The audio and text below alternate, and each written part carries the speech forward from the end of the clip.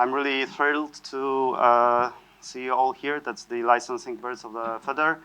I'm Krzysztof Siewicz. You may call me Chris if that's easier. And before I start, I want to forward my Bradley Kuhn's regards. Bradley from the Software Freedom Conservancy really wanted to be here, and we discussed that we could run this session together, but he couldn't make it, and he just wanted to tell that he regrets. And so yeah. Let's start. And I know that yesterday we had a very heated, inspiring discussion about DCOs. We could talk about it.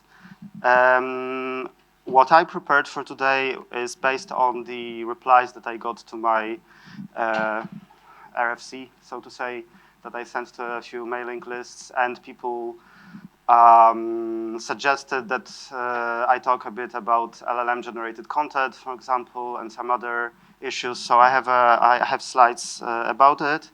I want to quickly start by telling you a bit about some selected parts of my work at the FSF. So me and Craig Topham, and also a team of dedicated licensing volunteers, we run the FSF's Licensing and Compliance Lab.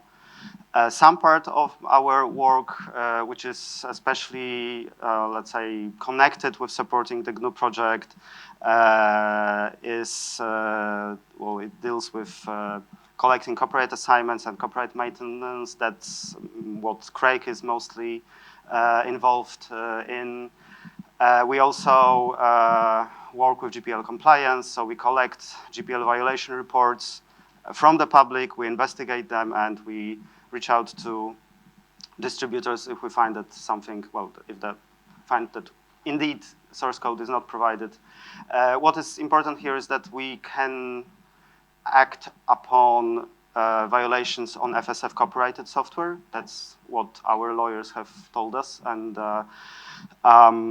so if we get reports from copyright holders whose GPL was violated, or someone telling us about some other project that is under the GPL but the source code is not provided, we try to help. We tell them how that works, and I mean, we can't give legal advice, so ultimately we make sure that they know about it, but we try best to do best what we can.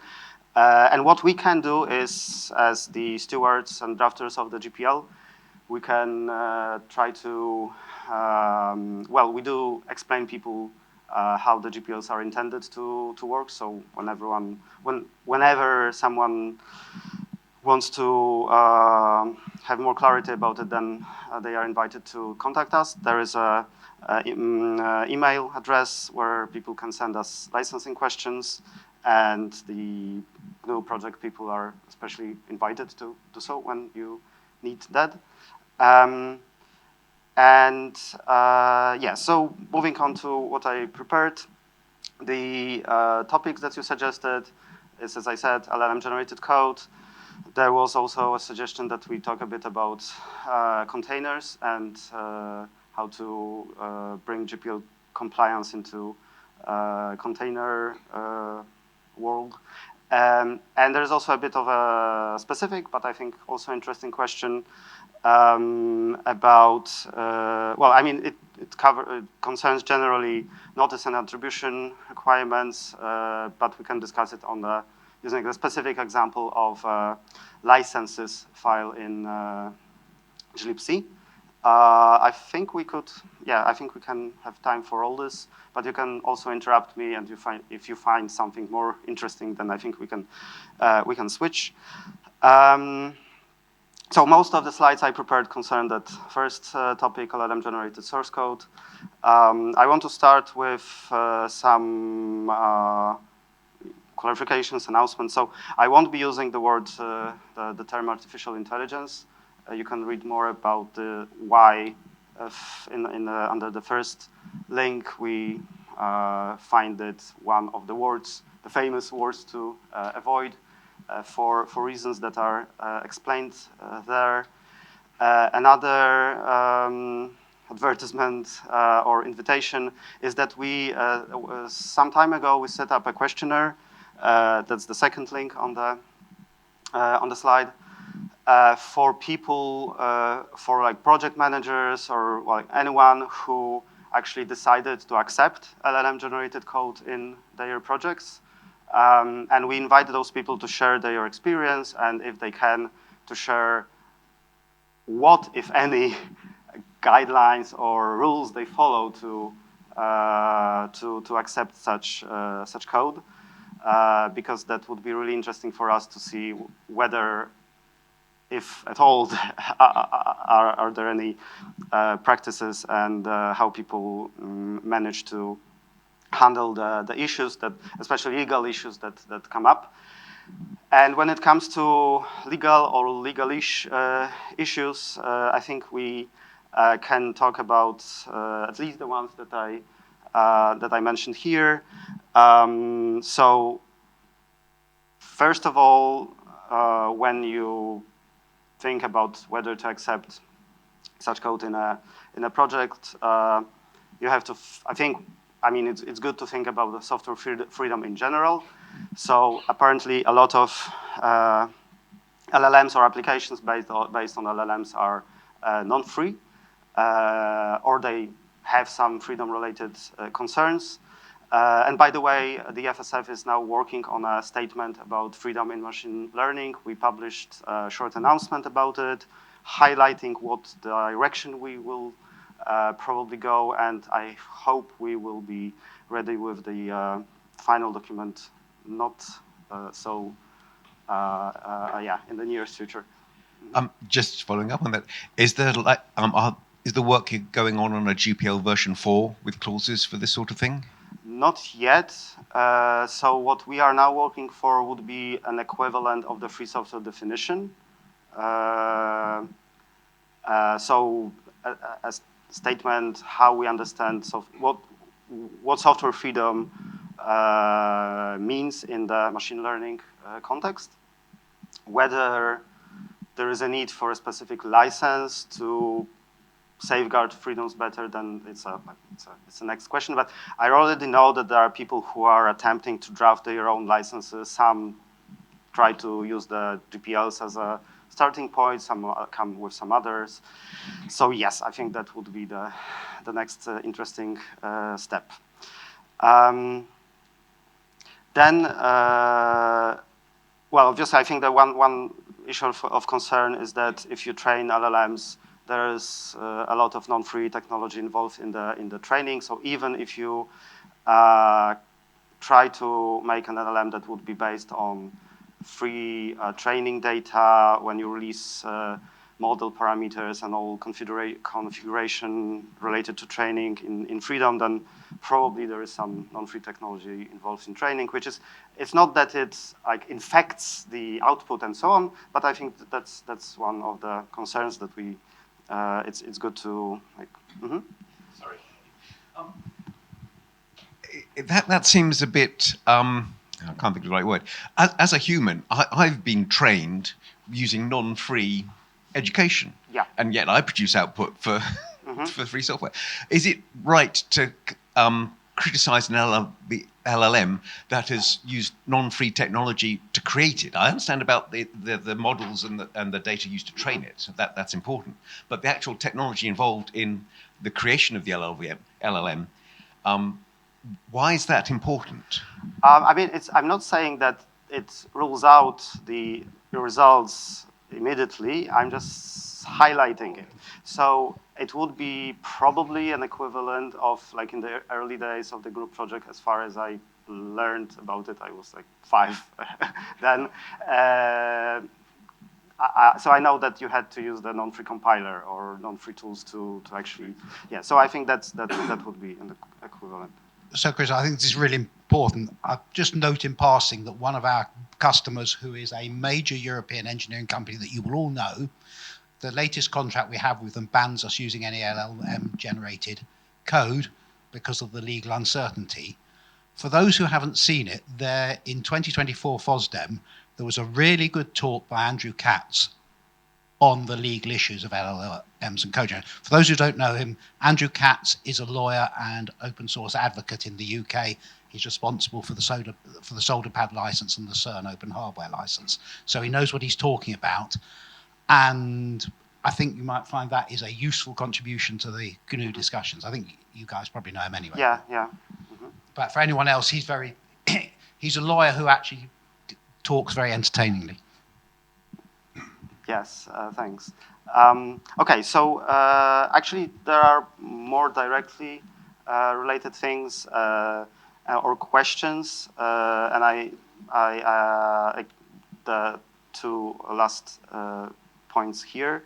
So when you use an LLM to generate code or whatever, then there is a question if the output is copyright protected at all, and if you can do something to be more sure that it's copyright protected. And then the second question is, can the output be copyright infringing or infringing other rights? And if there is a risk that it is, then what's possible? What you could do to minimize or avoid the risk? So whether LLM output is copyrightable, I think it's still an open question, and it depends on a lot of circumstances. There are court cases going on that would provide some more clarity about it.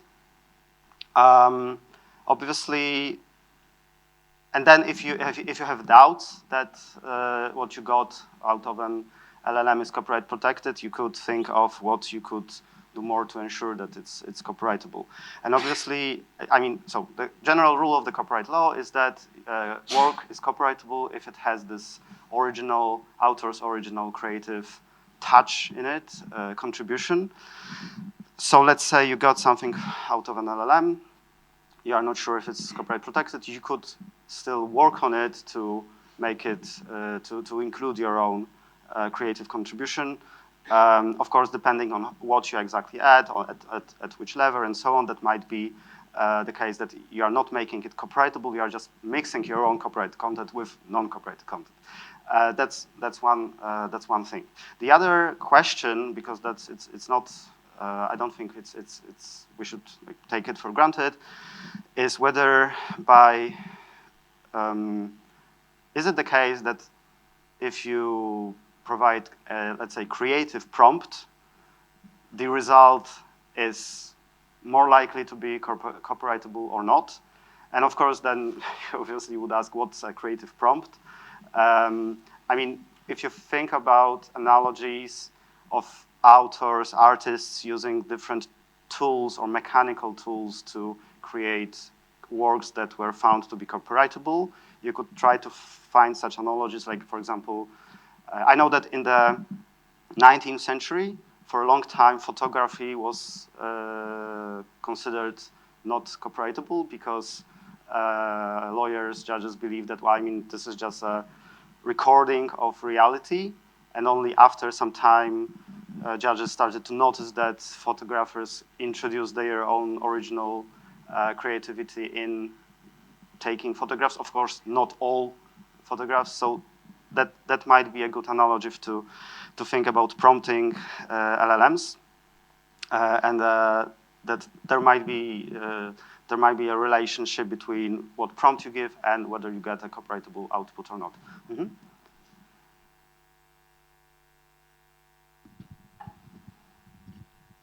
I think, have you seen anything about procedural music and copyright? Because I think that would be a better analogy for LLM-generated code, because procedural music, kind of like used in video games, for instance, and things like that, music that changes as the player does things, is less directly impacted by the creator. Like, the creator wrote the code and that was it, and then the music gets generated by whatever was written. And I think that is a more direct analogy than using photography, for instance. So do you know if there is any thought on that front, or like have any legal decisions been made in that situation? I mean, I generally know the concept of procedurally generated music, but I'm not that familiar with it. And I mean, out of top of my head, I don't know about any such decisions. But yeah, I agree that would be a good. And generally, I think lawyers think by analogies. And when you make your argument before a court, the better analogy you make, the more successful you are. So yeah, that would be probably good to look for whether there are such decisions and how we could implant them on thinking about LLMs. Yeah, and another point here is that generally in the when we at the FSF, when we process copyright assignments, we have this rule of thumb that short code can be accepted without copyright assignment because it's not likely. I mean, it's not that it's impossible, but it's not likely that such short code is copyrightable. So when you that should also apply to LLMs. That if you get very short output from the LLM, you could be more sure that it won't be copyrightable. And then, like the opposites, the other side of the similar of the same issue is that if you get something out of the LLM, could it be infringing someone else's rights? And I think that's mostly connected with a situation where it turns out that an LLM, I think it's called leaked some training data into output. So, and then there are questions if by prompting you can make it more likely that you get some parts of training data in an output or not. So then again, the next question is, can we single out prompts that are that should be, let's say, blacklisted and are likely to give copyright infringing output if it's at all possible? From what you're saying, it sounds like if an LLM-generated output is submitted, that it needs to come along with the prompt that was used to generate that output, so that we can then review whether the prompt was in fact encouraging data leaks or training data leaks. Is that right? So I think on the next slide I have some ideas to consider what we should collect if we consider accepting such code at all, and that's actually one of the ideas that opens a whole new topic.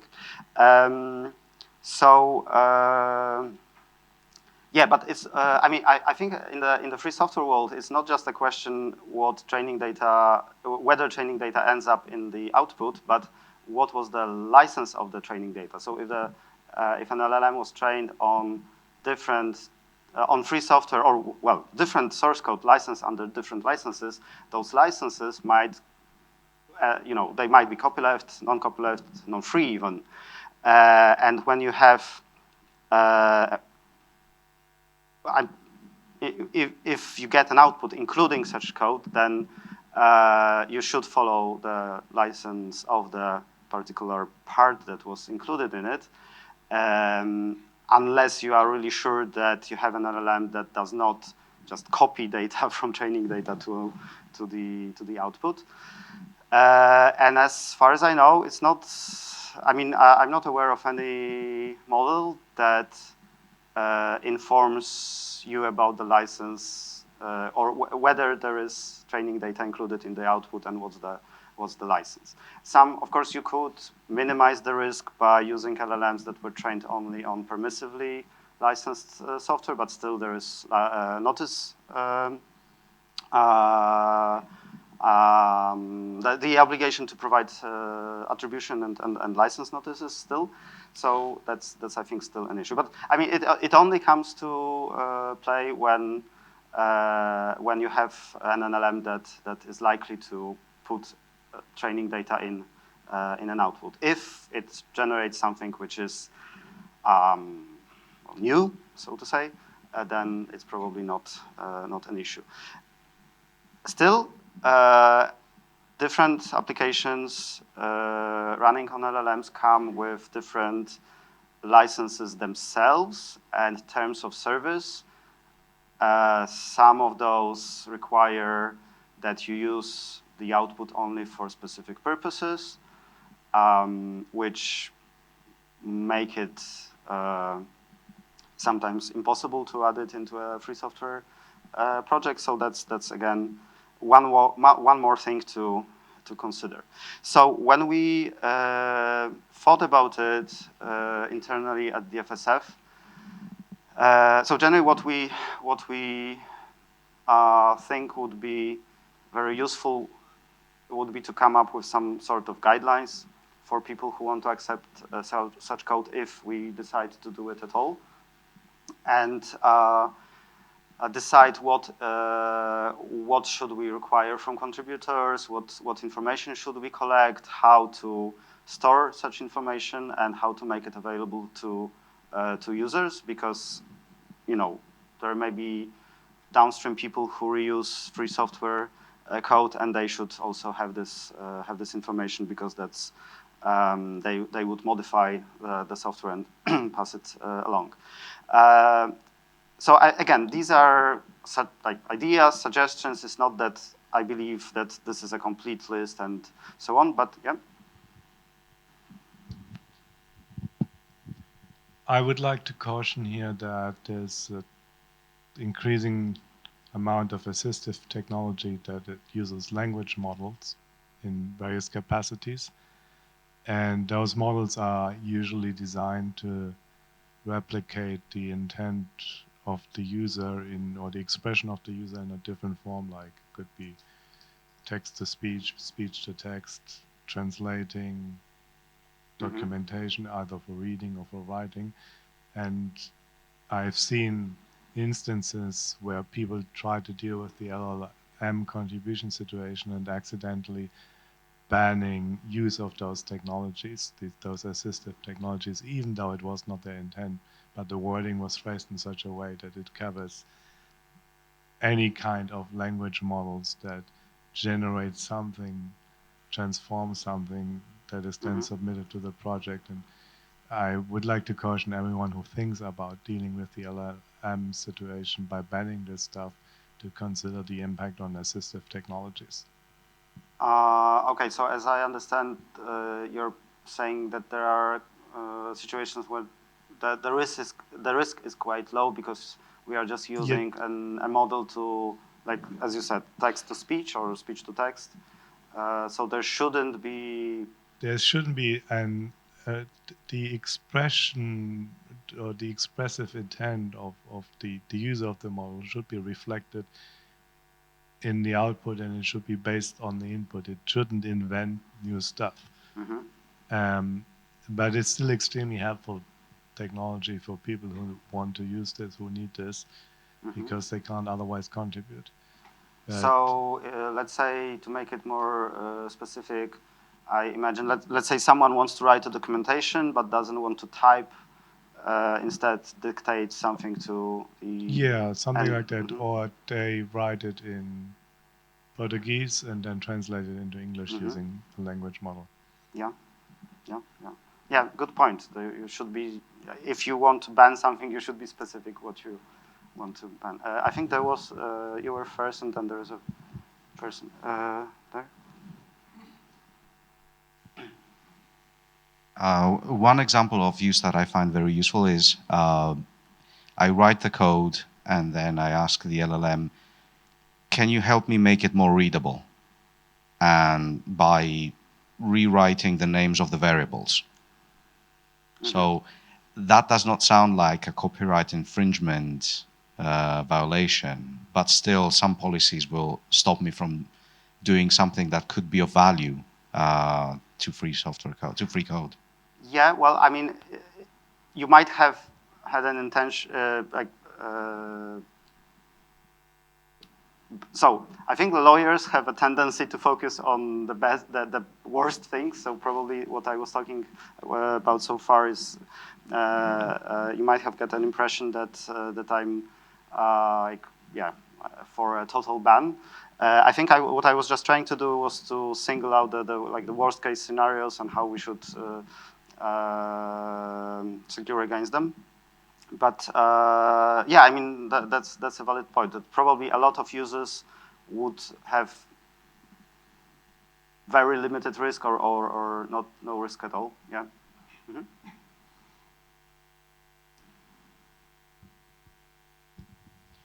Hi. So I have to admit that AI still didn't integrate in my workflow. Many people from my company did. So it might be just my not knowing enough, me not knowing enough about the topic. But I am quite versed in photography, and I know how AI is now being handled in photography. It's kind of orthogonal to your original topic, but in photography it is a big problem because now you can generate a lot more things.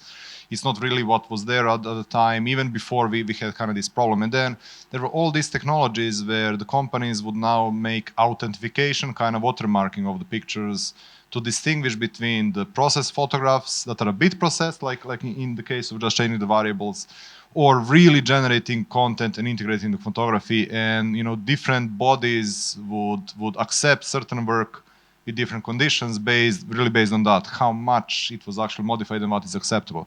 So I'm kind of curious here. I understand from the legal point all of that, but at the end of the day, you just get patches. And it sounds to me like it's more about the trust between, did you use LLM? Is it that appropriate LLM? How do you actually distinguish, and how do we even know without some kind of watermarking what is actually being generated and then actually provided as a patch, or what is actually someone's work? And how much the extent the AI was used, LLM was used in that? Yeah, so I think I have to turn this question around. This is actually an issue that, yeah, so you should think of ways how to distinguish between, like, you get a contribution, you know that LLM was used in a way, some way to create this contribution. And if you want to accept it, you should probably want to learn more how exactly it was used, what exactly was LLM generated, what exactly was user human generated. And so all the bullet points that are here, I think, are more or less about that. So if you know more about what LLM was used in generating the contribution, what prompt was used, which part was written by human, which part was added or modified by LLM. So that would be information that would be helpful to yeah, to know and evaluate the risk. I think that the issue is that at least at this point, and I mean maybe there is someone, but not me. I don't think I could be more specific. I'm not sure what exactly would be the level of detail that we should ask contributors about to make sure that we can that we know enough to be prepared well. And you could also approach it from a different perspective. You can say that, well, it's just risk management. We accept certain degree of risk, and we just decide to use it. I'm trying to talk about this from more legal perspective, and I think lawyers are just trained from the early day of their law schools to think about the worst risk and to like try to prepare against the worst. But I guess one more thing. If my understanding is correct, then it all comes down to how honest the contributor is, but there is no way to actually validate if they're being honest, effectively. While in photography, they kind of solve this with the watermark and all that. But here, we are just like, well, we expect people to be honest with this, but they might not be. And then what happens after that is, I guess, a bit of a worry. Yeah, so, I mean, we are talking very generally right now. And I think if we distinguish between specific use cases, so I think we already had a couple of examples here. There is a difference between just asking an LLM, write me a program that does something, and a situation where you submit your own code to an LLM and ask the LLM to correct parts of it. That's obviously different. That might lead to different legal risks and so on. Then again, it's not a lot of these issues, concerns are not genuinely new. I mean, if you have human-generated code that you accept to project, you also can't be 100% sure if the code was written by the person that submits it or was taken from something something else. So of course it's a degree of trust. It's a it's not that this is something something new. So we shouldn't like panic and do nothing, but I think we should just distinguish use cases and think what's necessary in each of them. Mm-hmm. Yeah. But that's also what, for me, that the licensing of contributions is about. If you can contribute and you've got a copyright assignment or a DCO, you're saying, yes, I am the author of this patch. I do have the right to do this. If it turns out later on that you didn't, it's your fault, not the project's fault. Mm-hmm. The project can't be expected to police every submission and do. The other point I just wanted to mention is, I think another precaution is I don't think projects should be accepting bot-generated output at the moment. You need a human in the loop. A human that takes the look at the output of the LLVM, looks over it, and checks that it's right, and tests it, and so. I wouldn't be comfortable accepting completely artificially generated contributions without a human there to say yes, I am agreeing. I'm also that I am responsible for this contribution. I don't think it'd be possible to sue a bot. Yeah, I don't think so. There was a question at the back.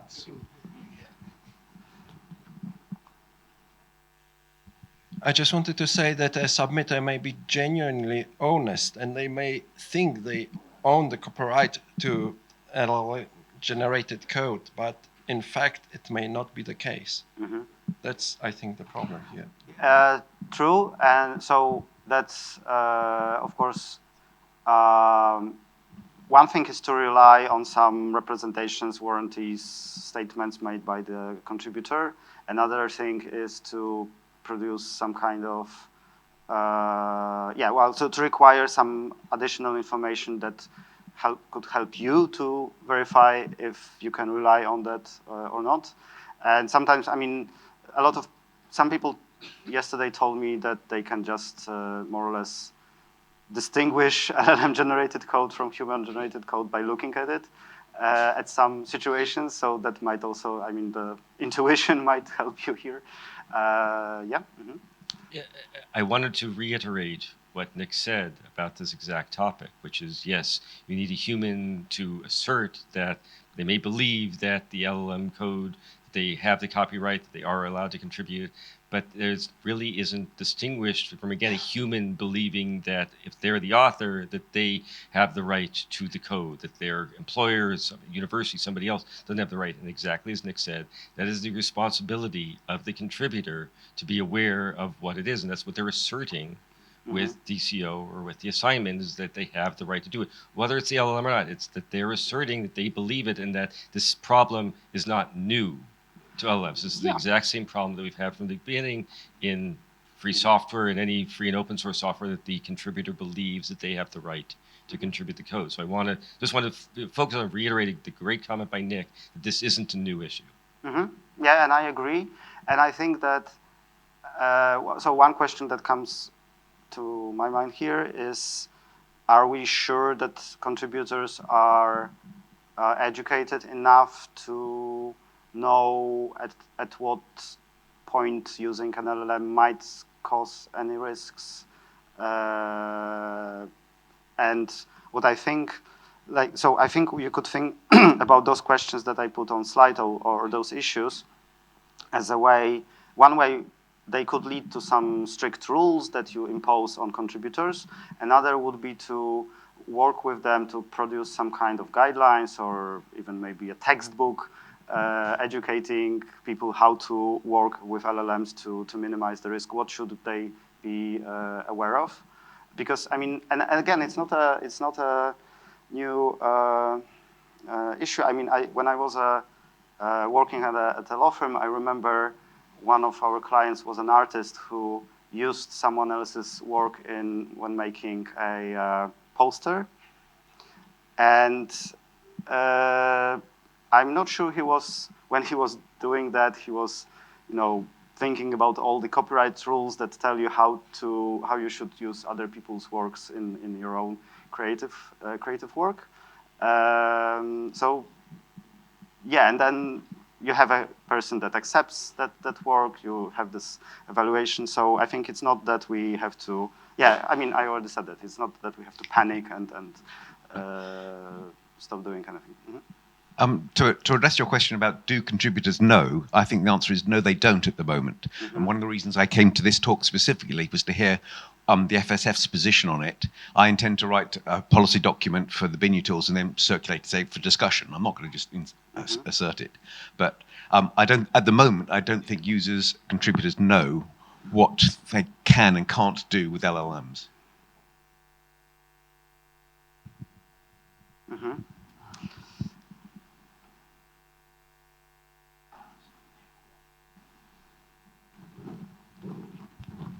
Yeah, I was wondering if you could kind of talk about what's the difference between a contributor creating a derivative work off of like a Stack Overflow post versus using an LLM to help guide that process. Fundamentally, how should we think about the difference between those two mechanisms? So in both situations, there is the same piece of code used in the prompt, right? So it's like, basically, if you read something on Stack Overflow, and you're like, okay, this is a good idea. I'm going to, integrate this into I'm going to integrate this process into my solution. What's the difference between doing that and then using a prompt to do the same sort of thing? I mean, there could be no difference, or there might be some differences depending on what exactly you do with the code, what exactly you ask the LLM for. Because let's say, okay, let's think about the situation in a traditional way without using the LLMs. You find this code, you start using it for your own contribution, and you can do it in all different kinds of things. You could just get inspired by it. You could write your own code from scratch. You could try to start modifying that code you found. You could use just a part of this code in a bigger portion that you wrote yourself. So these are, from the copyright law perspective, different situations, and they would be probably evaluated differently. And LLM can do also probably all these different activities on code that you put in prompt. That would also lead to different situations. So if you just get inspired, that is probably not a copyright issue at all. If you start using parts of that previously existing code in your own work, the copyright is triggered by it. And I think so. And the LLM, using the LLM in the process, can introduce some other issues. So, for example, the one thing that I kind of fixated in the beginning, that let's say that there is this, you use the LLM that tends to put training data in the output. So you might end up with that Stack Overflow code mixed with some pre-existing code that was in training data. That might be an issue. You might end up with too big part of that pre-existing code used in your output that a judge would find it exceeds, like in the US, the fair use rules. It's not that this is so fundamentally different.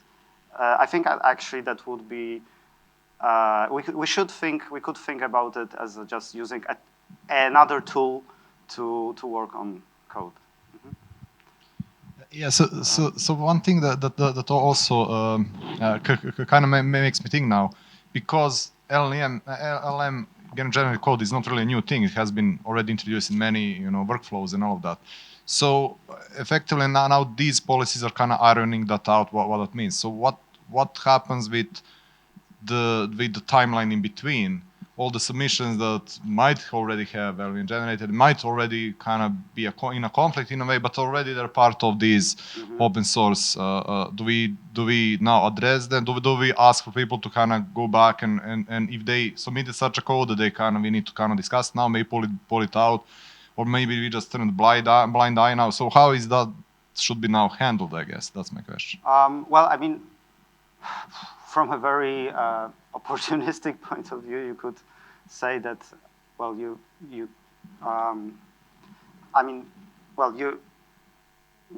it really depends on what triggers your thinking and need to act on it. So let's say there is a court decision that says that particular use of LLMs to generate output is copyright infringing, and I mean, I think that would result in a lot of people thinking about whether they already have similar output in their whatever. It doesn't have to be a software project, and evaluating whether there is a risk that they should go back and remove it, or they could continue to use it. That's basically, I think, how the law works. That sometimes you get a decision and you realize that you were in wrong.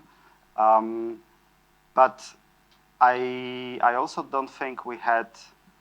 I think okay. So I haven't heard about any court decision that would adjudicate that question so far. So we still have to wait and see what happens and what the courts would say.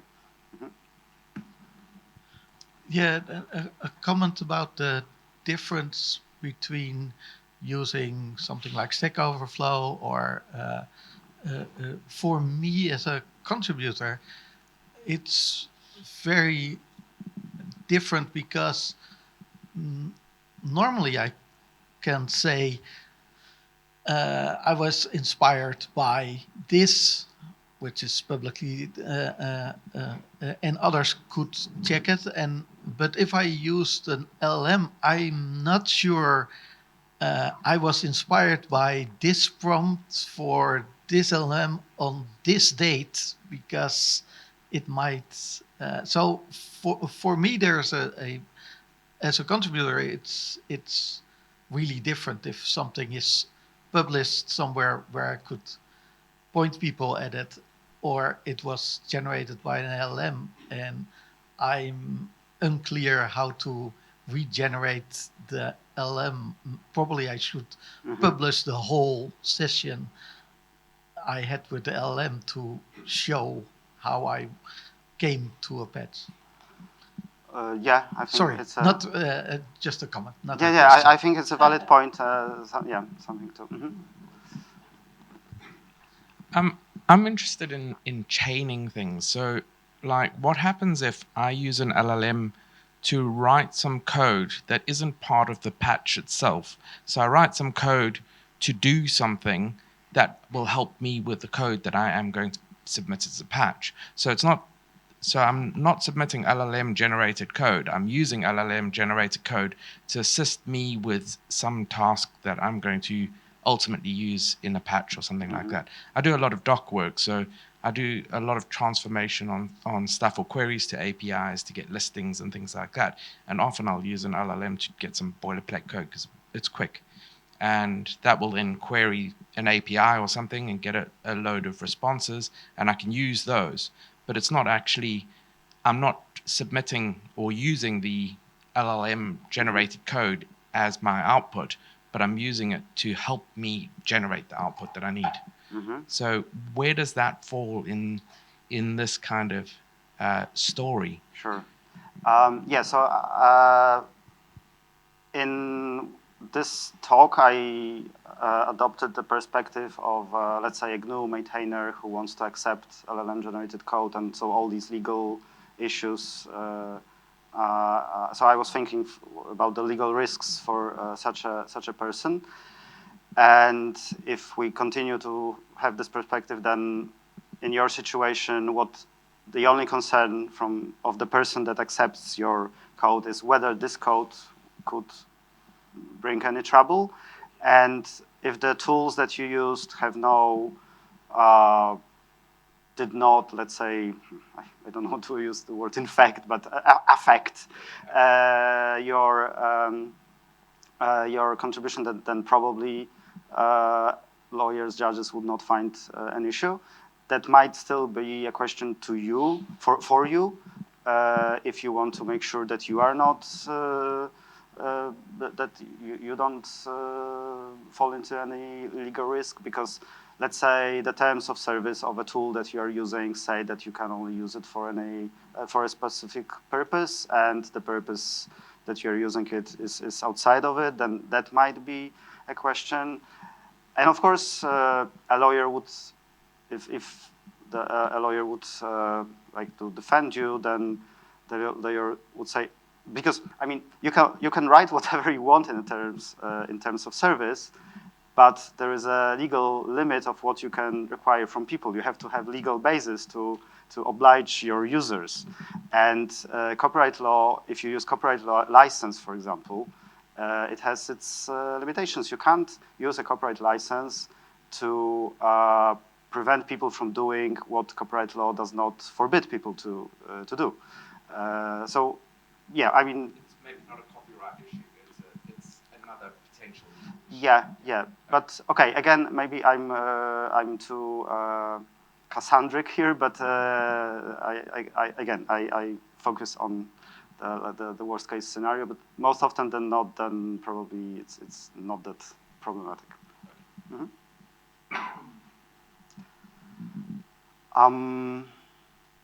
We have, I mean, I'm quite surprised because I thought we have a lot of time, and we have like a bit more than 5 minutes, right?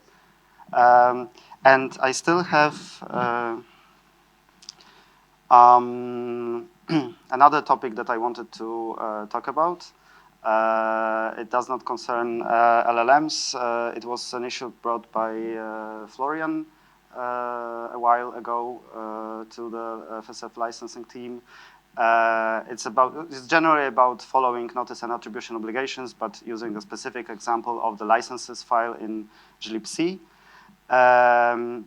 which apparently contains some notices collected from different files that are in glibc, but they are not FSF copyrighted. They were included in glibc. Well, you probably know better, and they come from from some other projects. And it seems that there is this file which it might not be complete. It might not even be a good idea to have it. That's a question that we also gave a bit of thought internally.